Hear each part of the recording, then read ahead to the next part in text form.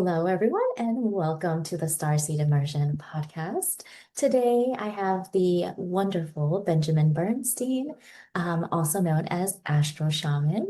Benjamin facilitates life-transforming healings and spiritual awakenings in his individual and group sessions and has devoted himself to over 45 years of spiritual practice.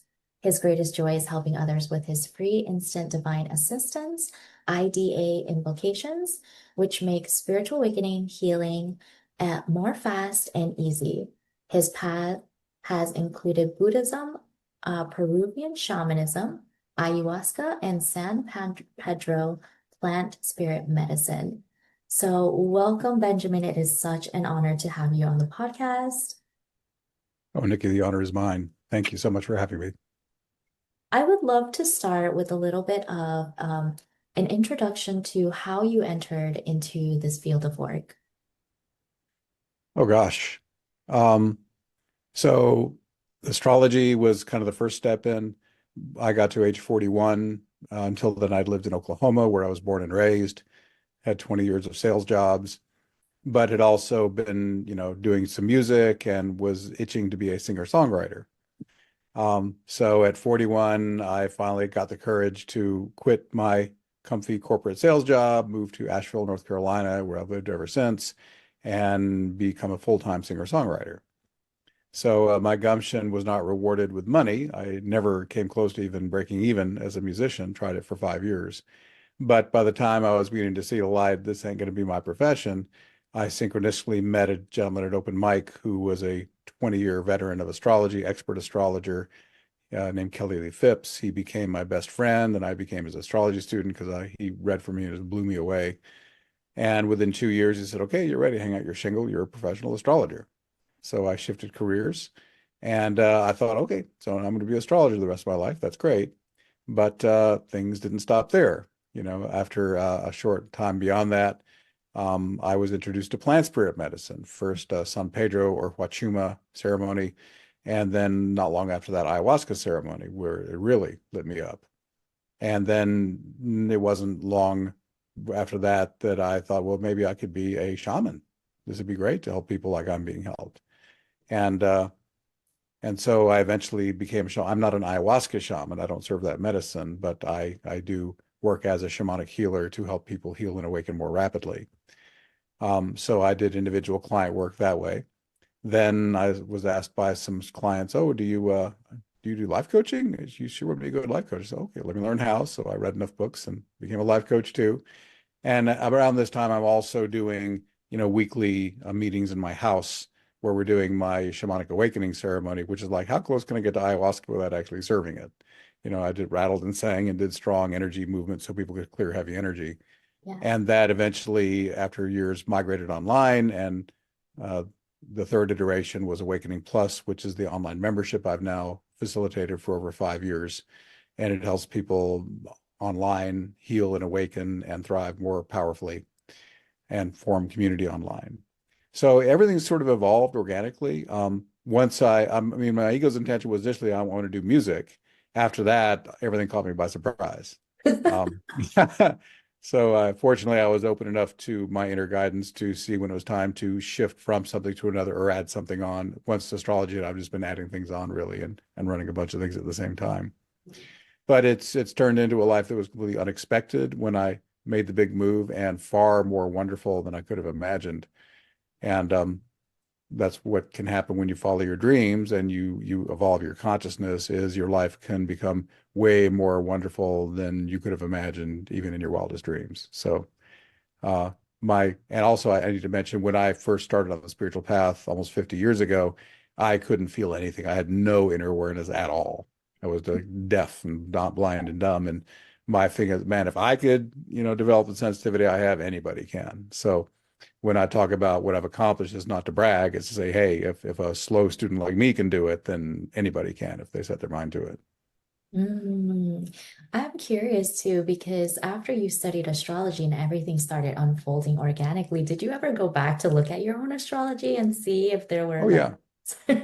Oh, I track my all written in own the astrology? transit. Yeah. I look at my transits and sectary progressions of solar arcs and solar returns, and I track that too. And the trends that I see definitely are reflected in my life.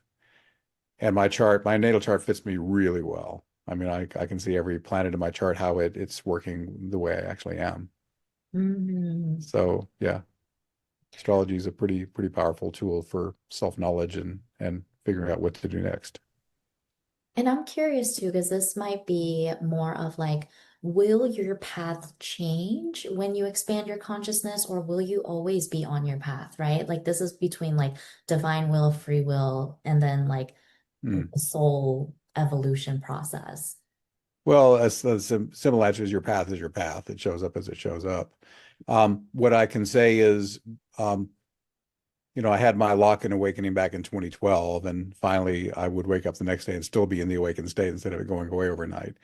And and since then, I've literally had more additional awakenings than I can count. They just keep coming, and awakening doesn't seem to be a one and done experience. It seems to be an endless deepening into what may be an infinite progression. And each awakening can take you deeper and also can open you to new abilities, new talents, new conceptions of what's possible, greater service capacity. So my experience was, what I do now is beyond anything the me of a few years ago could have imagined. But that's true for anybody who is doing this kind of incremental awakening, because each new level, you have just new stuff that opens up that was literally unimaginable by the prior version of you. The mental realm, is here, and the spirit realms are beyond it. The mental realm can't go there, and imagination is part of the mental realm. So all I know is, when you're on the path of awakening and you're making progress, then life truly becomes more amazing than you ever could have imagined. Is that a helpful answer to your question? It definitely is because that kind of, I guess that breaks the illusion that like there's a final path that you're going to like reach, and it helps you stay more present to enjoy what is actually happening in your life right now.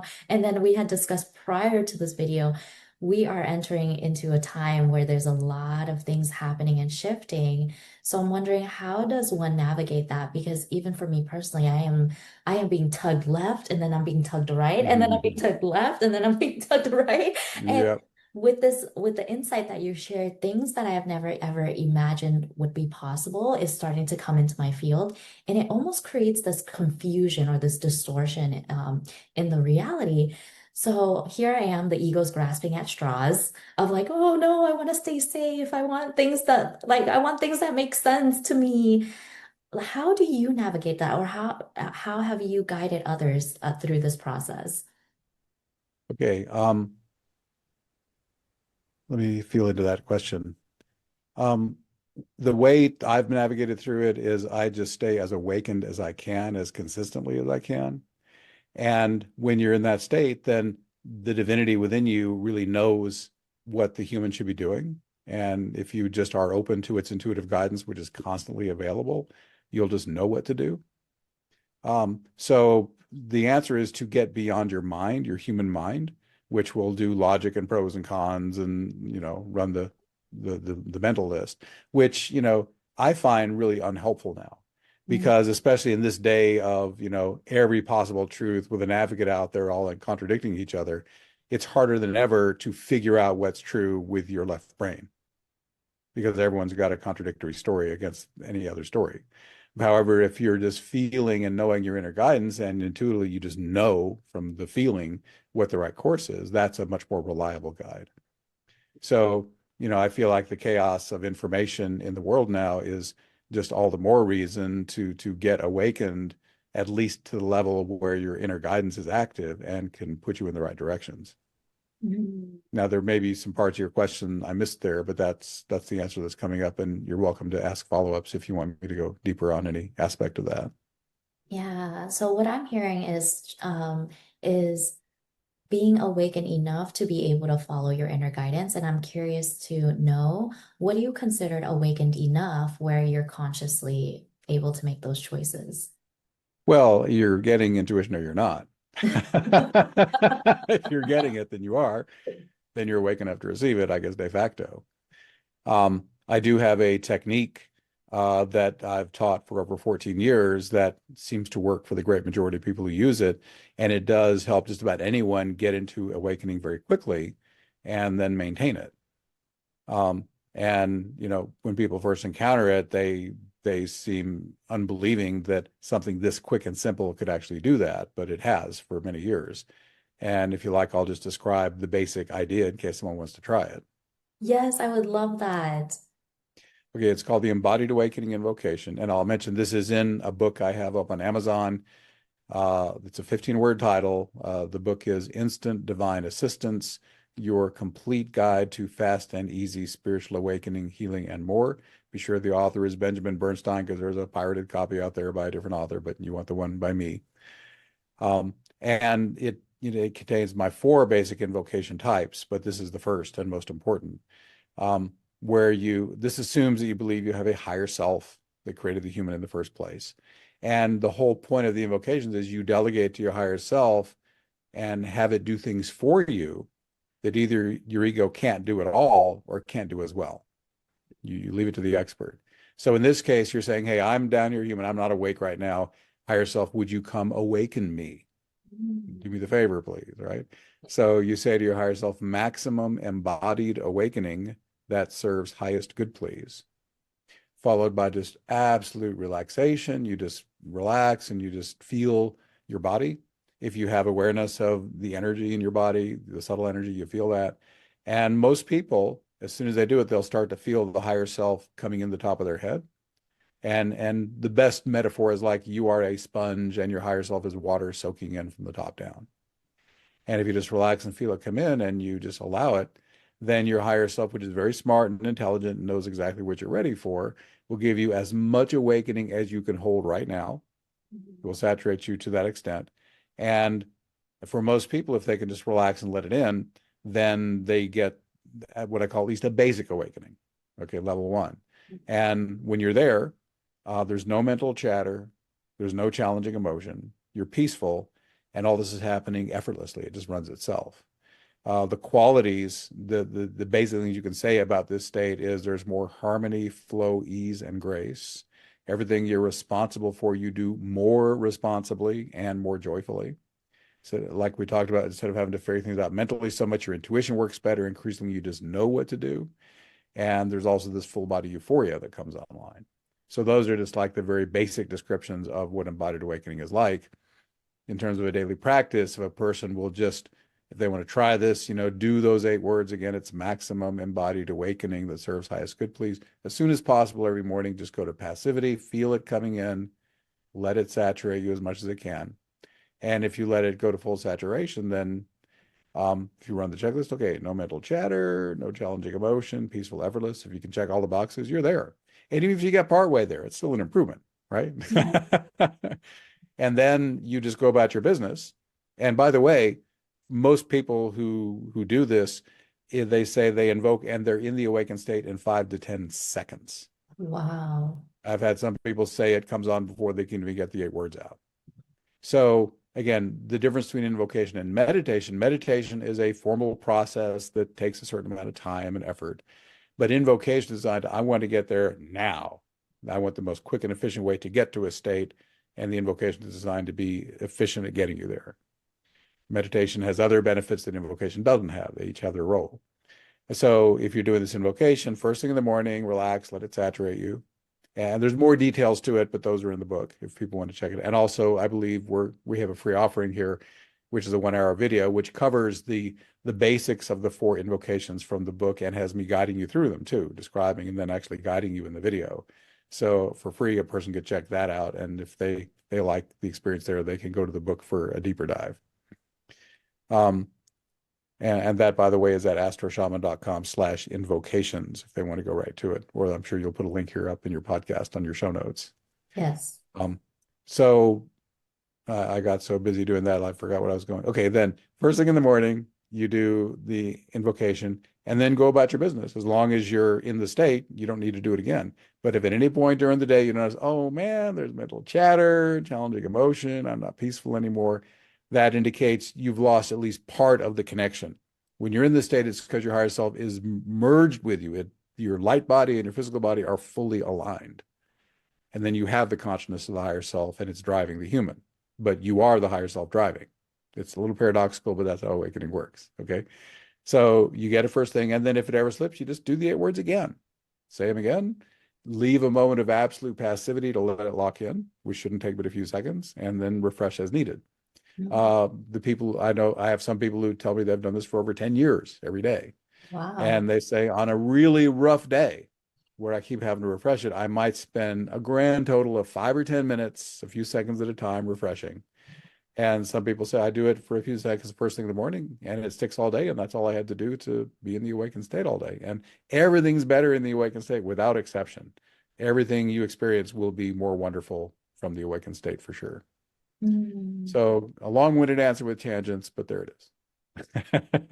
I love that too. And would you say this goes back to presence, right? Like when you're in the present moment, you're always intuitively guided. So there's no questioning of whether, like, is that really intuition? Like, when you're in this awakened state, you'll just know whatever you feel pulled towards. It's already the higher self guiding you intuitively. Yeah, although, we all have our traumas and parts of us that are doubting and skeptical of all this. So even after, I've been in an abiding awakening for over 13 years now, and I still have parts of me that come up and get skeptical, and I have to work with them consciously. So I wish it was just a one and done. I wake up and I never doubt my intuition again. That's not usually how it works. It's a little bit messier than that. And by the way, I know lots of awakened people who have all kinds of different personalities and all kinds of strengths and all kinds of challenges. There is no stereotypical awakened person. We still have our personalities, and even after awakening and even having successive awakenings, there can still be traumas to work on and stuff to heal. So, I wish it was just a one and done, and I'm just floating in bliss all the time with no sweat. But I don't know anyone who's got that experience, not only because it's not the nature of awakening, at least not at this point in history, but many of the awakened folks are taking on heavy energy for others. And they're saying, I've gotten good at processing heavy energy, so I'm willing to take it on for the collective. And then that brings them a little more challenge because they're doing that volunteer work. Ah, can you explain a little bit more about that too? Besides, like personal awakening versus like collective awakening, and whether or not, Mm. at a soul level, we chose to move into like volunteering to process that for the collective. Well, I believe that, but I can't prove it. There's things I know and there's things I believe. Yeah. In terms of personal and collective awakening, that's a very strong correlation. Um, I believe that we all are interconnected. Everything connects to everything else energetically. So even one person who awakens radiates the potential of awakening to everyone else. Mm. The vibration of Earth is the composite of all the beings on it. Okay. So every person who, even if they don't do any obvious service at all and they just do their own little private awakening, they're still helping because they're radiating that vibe out to everyone and everything else. But what usually happens is you get an awakening and then you are given service opportunities. What I've seen, I've worked with over 12,000 clients, or let me correct that, 12,000 sessions. Many clients come back with astrology and shamanic healing and life coaching and all that. And what I typically see is when a person might come to me at first, they're in a lot of difficulty and stress, and they've got a lot of trauma coming up. And at that point, all they can do is their own work. They've got their plate more than full just doing their own healing and awakening. Yeah. Yes. Now, once they clear enough and the deck's cleared sufficiently, then they'll start intuitively getting service opportunities, which are different for everybody. The way this works is there's no human assigning you. You are given your own assignments internally once you're sensitive enough to hear them. And you can take or leave any of them because when you're on the path of love and light, it's a free will choice, not a mandate. So you're given service opportunities, and most of the people under who are awakened do step up and they do serve in the ways they're called. So that promotes the greater global awakening. Mm. Um, so again, it's an interesting question too, is the global awakening, what is Earth for?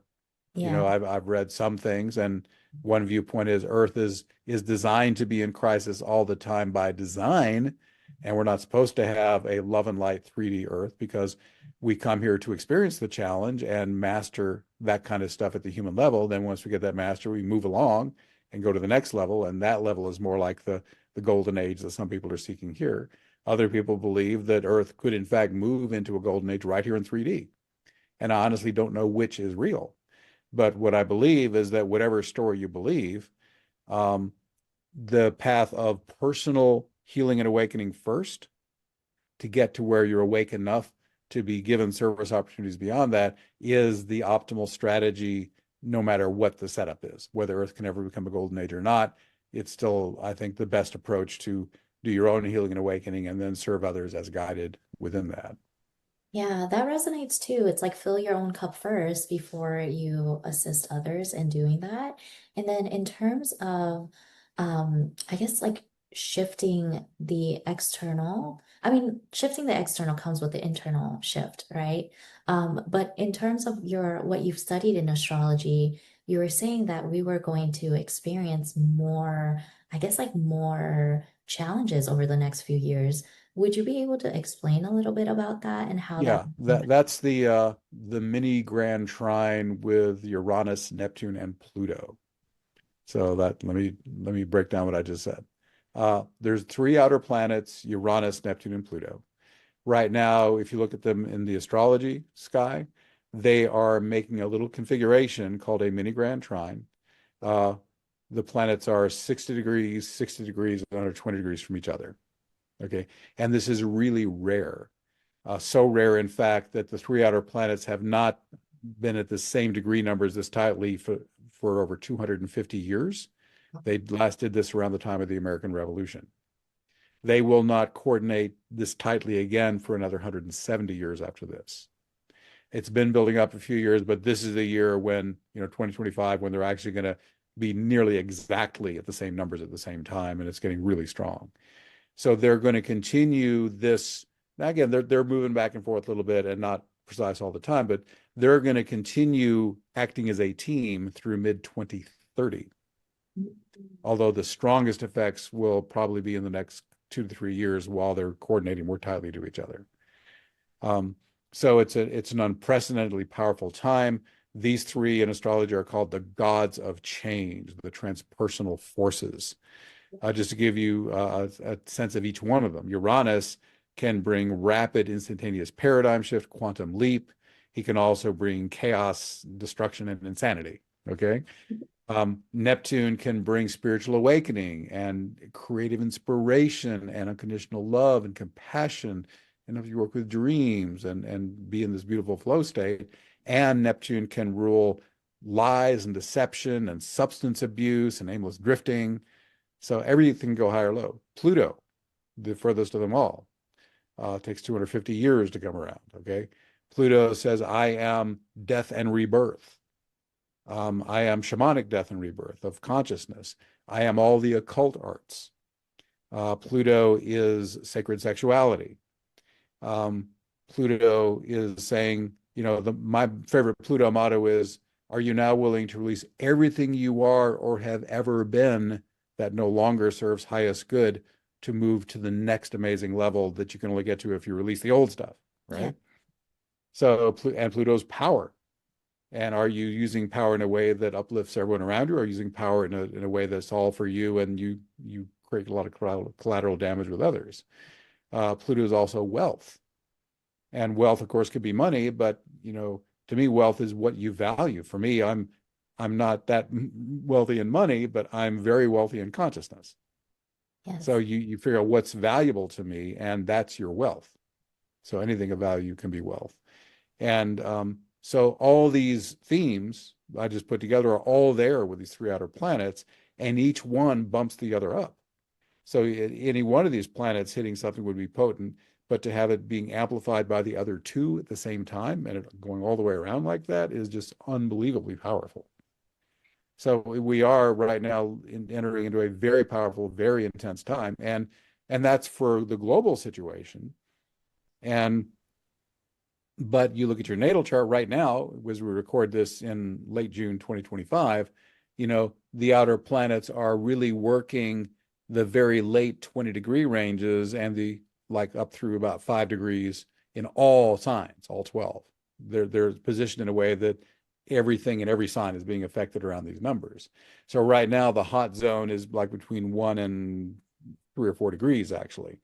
But they're going to work their way all the way up through 15.5 degrees of every natal chart by the time they're done in 2030. So by the time they grind through this over this 5-year period, over half of everyone's natal chart will be affected. Wow. Late 20s through 15.5 degrees. So anything you got in there of important is going to be receiving literally the most powerful catalyst of your lifetime, astrologically speaking. Oh my So goodness. So it's a I really good time to understand what's in my horoscope in that range, and what does it mean, and I'm about to get the most potent stimulus of my life to that point. What can I do with it? And that's why it's good to understand the potentials of the chart and these points that are being lit up in this literally historic stimulation of these outer planets. And I That feel made sense. it does because it just means like we are collectively going through change, but it's going to impact all of us on a very personal level as Oh well. yeah. This means like we go through this death and rebirth process. So I'm curious to know, like, going through the death and rebirth process is not always easy, right? There is a lot of things Especially that, not the first time. It gets easier after that. oh yeah. It does. I've been through it several times. Yeah. So like whenever it happens for you, because I feel like when it does happen, it's like a lot of confusion, right? So when it Mm-hmm. does happen, what do you recommend when we're swirling in that? Uh, the most critical thing you can do is to stay awakened. Since it's so easy, since all you have to do is just say maximum embodied awakening that serves highest good, please relax and let it in. That will put you, if you do the technique properly, then you'll be in an awakened state after you do it. And then work from there. Mm, You know, when you're awakened, most of what you're aware of is not your human self. The yeah. human becomes a minority of your experience. The more you awaken, the more you come to these other levels of awareness that you have been all along but forgot about. And then all these other parts of consciousness helping out that poor human going through this stuff. Okay. Now, it's paradoxical because I'm talking about separation, but in fact, the human becomes um, imbued with these other energies. So it's a both and. So Mm, Benjamin is sitting here, and the divine frequencies I'm aware of are saturating Benjamin. And in one sense, Benjamin is the tool being used by these levels of consciousness to speak to you right now and be a conduit of energy. And at another thing, Benjamin is a tiny speck of what I'm aware of. So you get into awakening, you get into paradoxes, things that logically couldn't be both true, that, Benjamin is, the smallest piece of the puzzle, and at the same time, Benjamin is completely saturated by all those other energies. They're both simultaneously true. And you just have to be awake enough to hold the paradox and have it make sense. yeah. Yeah. It makes no sense logically. It makes perfect sense when you're awakened enough to actually become what I'm talking about. That is, I do feel resonant with that because in the higher states of consciousness, we are like unity. And then when we come back into the human form, we do experience the separation. Mm-hmm. So, Well, the game wouldn't work otherwise. oh, well, I mean, Can I right. can I talk about That's that the a little art bit? school, right? Yeah. May I speak to the infinite game? Uh, Yes. yeah. So my understanding is, why are we here? Why does anything exist? Right. My best understanding, it's an infinite game. And a finite game is like football or Monopoly. There's an end point and there's winners and losers. Okay. Yes. An infinite game, the whole point is to keep playing. And that's what spirit does. Okay, spirit's in unity. And it doesn't get any better than that. It's absolute total bliss and ecstasy, but nothing's happening. Yeah. Okay. And the creator wants to create. Okay. Can't create out of unity. Okay. So you got to get down to duality. And in order for the game to work at all, the creator has to get a little bit of itself and say, okay, you're going to go down into duality and have actual experiences, but it won't work if you know fully what you are. So I'm going to have to give you some amnesia. Okay, so you're going to go out and to some degree you're going to forget that you're full divinity. And we humans get down here, it's a pretty low rung on the pole right here in 3D Earth, right? So most of us, don't even know we're anything more than human, and we start to realize that and have the experience of that, and then we gradually work our way back up, eventually getting back to full unity consciousness again, and then back again. It's like an endless yo-yo. Like, what else is there to do but come to unity and to duality and back to unity again, right? It's like the only game in town. Um, so that's, I believe, what spirit is doing, and God loves variety. And, it's like there's all these infinite varieties of experience here. And I had one ayahuasca ceremony years ago where I was taken to 5 or 6 different universes, completely different than this one. And it was an amazing series of journeys. And at the end, the two morals of the story were God loves variety, and the only true reality is unity. If it ain't unity, it's, from some level of perspective, illusory. Mm. So if we ain't unity, it's all like a big video game down here in some ways. But you wake up, okay, I'm playing a game, but what else is there to do? So you enjoy the game, you play it as well as you can, but you don't get fooled into thinking that's all there is. Yeah. And it's especially in a tumultuous time like on Earth right now, it's being aware of the unity that exists and then playing the game joyfully. I mean, I look at what's happening on Earth right now, and from a purely human perspective, it looks really hellacious and catastrophe just around the corner, and it seems like all is lost. You come from a higher level, say, oh, well, yeah, Earth's one planet out of billions. Okay. That which I am can never be destroyed. So from the cosmic perspective, the stakes are non-existent. From the human perspective, the stakes are huge. And yet the awakened person can hold both at the same time. And that's another benefit of awakening with this larger cosmic perspective, and not just believing, but knowing what you are from experience. You say, okay, the worst possible thing could happen to the human that I am on Earth, and I'm still fine. I'm still Yeah. consciousness. Things will go on. And this is not an excuse to give up on Earth. You're here to play the game and play it well, I believe. So as the human part of you needs to do the best it can for whatever its assignment is, whatever it showed up to do. But when you get that that consciousness cannot be destroyed, we were talking earlier about, a big, death and rebirth thing. The first time ayahuasca put me through a black hole, I was scared shitless, oh my God, I'm about to go into this thing and be totally destroyed, in the vision. And I went through, and strangely, consciousness never stopped. But when I came out the other side, I was still in the same body ultimately, but the consciousness had changed in ways I can't even describe. And since then, there's actually been a ceremony or two where I felt I really need a big shift. I said, "Give me a black hole, please," and there was the black hole, and I deliberately drove through it because let's just shed all this thing that I'm not and go clean up again. So actually, after a while, the first thing that was just terrifying the first time can actually be fun and voluntary, you know? And I hear this all the time. It's like what actually dies is the ego. So like the consciousness of who you are never dies. It's you actually become more true to who you are. It's just the ego's illusion that dies. Well, I actually am not a fan of the concept of ego death. In my book, I say I'd rather have my ego be housebroken. Oh, what does that mean? Well, I mean, who's talking to you here? I'm Benjamin. There's a part of me that's Benjamin. And as far as I can tell, there's an ego here. There's self-awareness, and there's a Benjamin here with personality and the things that egos have. But this ego has completely surrendered itself to divinity. Mm, So I would call Benjamin not a killed ego because there's still a personality here, but a housebroken ego who's voluntarily said, hey, just run me. And the person who's talking to you right now is the vehicle through which spirit is operating. But Benjamin's still here. It's not the same Benjamin as before I woke up, yeah. but there is still a Benjamin. So I also like the term better because the idea of killing an ego, that's just terrifying, and it scares a bunch of people off the path, and they just don't go there at all. But if they, well, housebroken, I can handle that. Yeah. I don't mind being tamed and voluntarily saying, hey, run me because you run this personality so much better than the personality runs itself. To me, that's a much more approachable idea than killing the ego. So I'm a bigger fan of housebreaking than killing on that idea. So when things don't work out, like we I would say like the human wants human things. And Mhm. then at some level, like we understand, okay, manifestation, you can manifest things.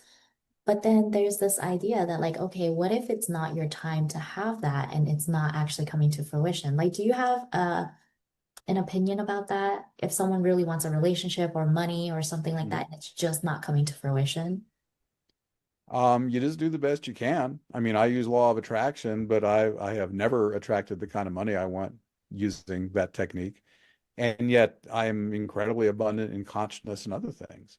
But there's always enough. There's always a way to get things met. So I think it could be that souls come in and set particular frameworks up for particular lifetimes. It looks like now I'm still open to, a more stable financial situation for myself, but for most of Benjamin's life, he's, had to make ends meet financially, but the joy and richness of everything else has been extraordinary. Mm. So I just say do the best you can and just try to get clear on what is important and what are you able to manifest and what you need to maybe worry a little bit less about. And um, what I've observed is if you're on the spiritual path, if you're really serving the best you know how, and there's a sincere desire to help others, then most of the time your needs are going to get met. Yeah. It seems like if you're really on that path, then the universe will find a way to make sure you have at least your basic needs met. And sometimes, someone wants a whole bunch of material stuff, and the lesson is that stuff's not important like you thought it was. And not getting it is part of your, awakening. Oh, I thought that all that stuff was important, but it really wasn't. I've learned through that many times too, myself. I realized that like the attachments that I had to external may have been like a conditioned belief that those things were important. Yeah. And then coming back, and then when things don't actually work out and having like another awakening process come through, it's like, wow, like I understand more of my true self and what is important, which leads back to love. It's like things Mhm. that you resonate with, you value. Um, Connections, relationships, like family, like those things were important. And the conditioning was believing that something externally of that was more important than my own personal values. Yeah. Yeah. I'll give you one example. Recently, money was tight. I'm fortunate enough to be able to attend monthly ayahuasca ceremonies by an amazing shaman who lives, near where I live. He's really good. And I was routinely going, and every month I would drink ayahuasca in both ceremonies. But money started getting so tight. I said, I don't know that I can afford to do both. But fortunately, he said, well, if you want to be a helper in the ceremony, you can attend and not pay, and Hmm. you can still drink some ayahuasca and have some nice experience. But we're going to keep you dosed low enough that you can still be functional and help other people. Yes. And I discovered I love helping in ceremony. It's so fun. If I had $1 million drop on me, I'd still want to drink one ceremony and help in the other one. So that was a case where my financial limitation caused me to do something that ended up being really good. And Yeah. I've had other situations where the absence of as much money as I wanted forced me to innovate in ways that were really soul enriching. So, I'm seeing that, if my higher self is keeping a lid on my income right now, it's to help me learn things that I would not have learned if I were, independently wealthy and didn't have to worry about that. So I really hold it as a article of faith that every challenge a human experiences is designed for your soul growth. It's either to heal a trauma or to have you develop something that needs developing right now, and without the stress of the situation, you wouldn't have bothered. We tend to kind of cruise in our comfort zone until some kind of challenge arises. So I believe every challenge has a blessing hidden within it. My partner Spirit Song says it's the gift in funny wrapping paper. And at the end of the day, that's all we can do, like laugh at, like have some fun, laugh at our own experiences too. It's helpful. Yeah, yeah. Like Plus, you sometimes get like after you're done, you get a little laughter glow. because like I have two little boys, they're 4 and 2. And when I'm in the Oh, spiritual space, it's always like, oh, like divine this, divine that. And then when true divinity is like watching them be themselves, and then they do like the funniest things, or like some accidents happen, like things spill on the floor, and like one pukes here and the other one's throwing their diaper over there. And I just stand there and laugh because I'm like, you can't orchestrate. It just is. that's So beautiful. for me, like what I'm learning now is just to be more lighthearted, like really just enjoy the journey. It may Mm. be things come our way all the time, but having, like you said, being in an awakened state and having the um the positive mindset. Sometimes it's hard to be in that space, but just knowing like, oh, this is part of divine orchestration. Like at the end of this, there will always be something more valuable, more nourishing. And it's true because for me this year, art came through, and art was something that I did not anticipate to step into. It was a childhood dream, I would call it. Hmm. And I kind of let go of that. And it never was in my consciousness to step back into it as a professional avenue. But when my business stopped working out and it was like, nope, here you go, divine download, do art. I was like, Hmm. oh my God, like what is happening? I was really confused. And then again, like Uranus has been in my sixth house since like 2019. So Hmm. like my work, my daily work and stuff has been just, oh, it was a 10th house. It was something with six or 10th, like career wise, it Right. has been ever transforming. So of course, me. I'm like, oh my God, another one, like another shift. But I'm so happy because this was like a childhood dream that I didn't didn't think I would fulfill, and here I am fulfilling it. That's beautiful, Nikki. Thank you. Well, I would love to ask, is there anything that you would like to share with the audience? Like any last words, channel messages? Um, well, I do want to mention the gift again before we're done, but I would say the most important thing I can offer is, especially in crazy times like these, please prioritize your own healing and awakening. I've given the embodied awakening invocation, and the gift gives you a way to learn it quickly and easily on a video. And also, just I want to correlate healing with that too. Um, I have an image I use in my book called the Great Onion of Consciousness. And let's say you're talking about your higher self, one level up from your human self. Imagine it's a big ball of beautiful white light, bliss, ecstasy, euphoria. However, the outer layers of it are dark onion layers. And at the outer dark layers are all the unhealed traumas from this life and past lives. And every time you heal one of those traumas, that dark layer falls away and more light shines down to your human self. So, good shadow work, good trauma healing work, whatever you want to call it, in my experience, is the fastest road to accelerated awakening. If you had two people, one is just blissing out, but spiritually bypassing and going up and hanging out in the upper levels and being blissful, but coming back and then nothing really changes in their human life. Have person B, they're not even interested in awakening, but they're really into shadow work, right? They're doing their shadow work, they're getting in and doing full and final healings of their trauma. That second person will wake up so much faster than the spiritual bypasser who's just going up and hanging out in the higher levels, but never changing their human self. Mm, So I would strongly recommend knowing that, just like I said, spiritual awakening would be so quick and easy. The same is true of shadow work. My healing invocation, which is just maximum healing that serves highest good, please, done. And then it's followed through just feeling the discomfort in the body, whether it's physical or emotional. You're putting your higher self to work on that, can literally in minutes heal stuff you've carried your whole life. And you don't wow. even have to know what it is. You just have to know it doesn't feel good. Can we And more sit on through that in the the video in the book. exercise? What? Like, is it okay if we do it together, like for the audience? Like, can we sit through the invocation together? Yeah, for what we're doing here, it's probably more reasonable to do just the embodied awakening invocation. The healing invocation can take a lot longer, but the embodied Oh, awakening invocation is quick and simple. So okay. I'd be delighted to put that on the end here. Yeah, yes, yes. I would love It's, that. oh, So thanks this for moment, suggesting that. like, Okay, so just so y'all know, this takes maximum 10 minutes, so it's not a big commitment right here. I do recommend that you be fully present while you're doing it. You don't want to do this while you're driving. Be sure you can really give it your full attention and close your eyes. So with that said, and assuming that you're safe, we can continue. So close your eyes and just take a moment to notice the overall feeling of your body. And then if you have awareness of the energy part of you, that tingly feeling in or around you, just feel that as well.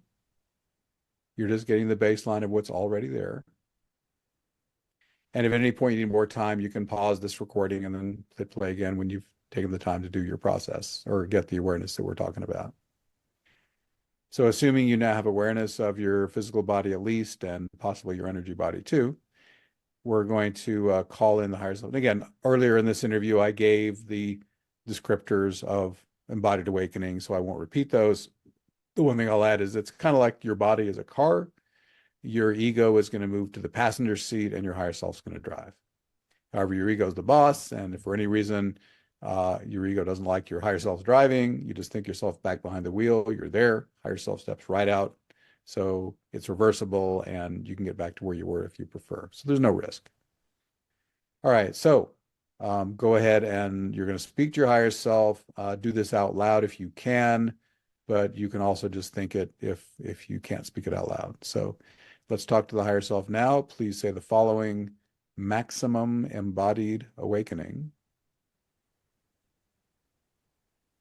that serves highest good, please. Please let the words go. They're done. Now you're just feeling, and you may already be feeling energy coming in the top of your head. Your job here is to be completely passive. And here's what I mean by passive. That means not doing any of the following: no effort, no willpower, no trying to make anything happen, no stopping anything from happening, and there's no deliberate visualizing or imagining. All that leaves is just feel passively. Feel the energy coming in on its own. The more passive you are, the better it works. Your higher self is doing this, not your human self. As the energy comes in, you might get distracted. Distraction means your attention is anywhere other than feeling the incoming energy. As soon as you notice you're distracted, you simply very gently return your attention to feeling the incoming energy. And you don't fight or try to change any distractions. They're welcome to the party as well. You just don't focus on them. Let them be there in the background, but keep returning your focus to feeling the incoming energy. And the final little tweak that can help is to discover what's the least effort needed to even feel the incoming energy. I call this the minimum effort game. So to play the minimum effort game, let's start by dropping to no effort at all, 0. Whatever happens is fine. Please drop all effort now and just exist for a moment. I'm going to stop talking for a few seconds.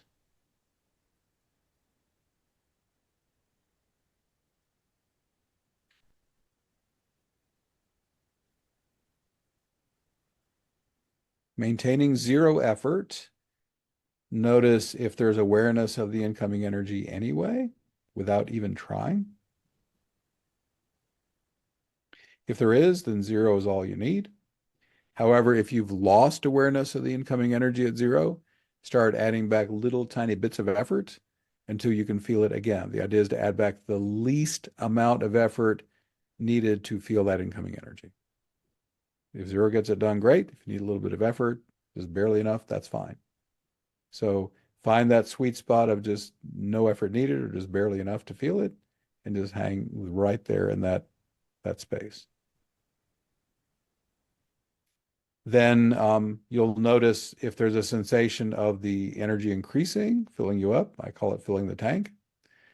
And at some point, you may notice that it's stabilized and you're kind of at equilibrium and you're all full up. So once you're at the full up stage, and if you need a moment longer to do this, you can pause the recording and give yourself a little more time and then turn it back on when you feel like you're at that saturation point. Then ask yourself, okay, let's run the checklist. And you just want to say yes or no. Okay. First, right now, is there no mental chatter? Yes or no? Right now, is there no challenging emotion? Right now, am I peaceful? And is all this happening with no effort at all? Is it all just holding itself? So if you get all yeses, no mental chatter, no challenging emotion, peaceful, effortless, you are in embodied awakening. So Nikki, how about you? Did you get all yeses on that? I think my mind started to wander at some point. But right now, is all that true? So let's run the list for you. Is there no mental chatter? No. Okay. So that you're saying no, there's no mental chatter? Yeah, there's no mentor chatter. Okay. So is there no challenging emotion? No challenging emotion. Are you peaceful? Yes. Is all this happening with no effort? Yes. You're there. That's embodied awakening. Good job. Okay. Awesome. So again, if you get all the way there, great. If you got part of the way there, great. Any movement toward awakening is welcome. Okay. Then what I like to do after I've run the checklist is I open my eyes and look around the space I'm in. So you can do that too, Nikki, if you want. Just kind of be present with wherever you're at physically. And after a few seconds, ask, okay, with my eyes open, am I still in the same state?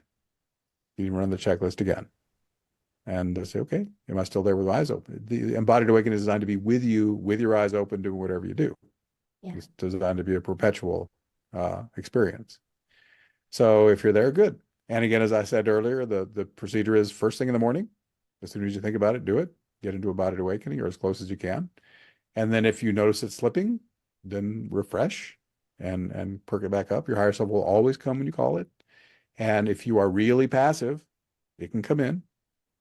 So, it can take a little, some people get the passivity right away. Some people need a little effort because they're so used to doing effortful practices and focusing and discipline and all that, that it's hard for them to just let go and just be passive. But you'll get the hang of it eventually, if not right away. So, this technique, again, I've been giving it for over 14 years, ever since ayahuasca gave it to me on the first day of 2011. Been sharing it ever since. And I have yet, even though I always ask people, okay, if you know of a DIY technique that works better than this for self-awakening and the healing invocation for self-healing, please let me know what it is. There's got to be something better out there, but no one's ever come back with a superior technique yet. But I give that same invitation to anyone hearing this. If you become aware of a better way to awaken yourself or heal yourself than what I just gave, then I'd really love to know what it is. But until then, unless you got something better, this works pretty well for most people. Yes, thank you so much. And then Mm-hmm. the free gift was the four invocations, the four main ones from your book. Yeah, those are a video, and that's at astroshaman.com/invocations. Amazing. Well, thank you so much, Benjamin, for being on this podcast, sharing your beautiful wisdom with us and your lovely smile. You had a Oh, wonderful smile throughout all of this. well, right And back at you. who is tuning in, thank you all for joining us. I will have Benjamin's link below and his website. So if you're interested in a healing and mentoring and astrological reading, you can visit him on his website. Well, thank you, and I will see you all in the next episode.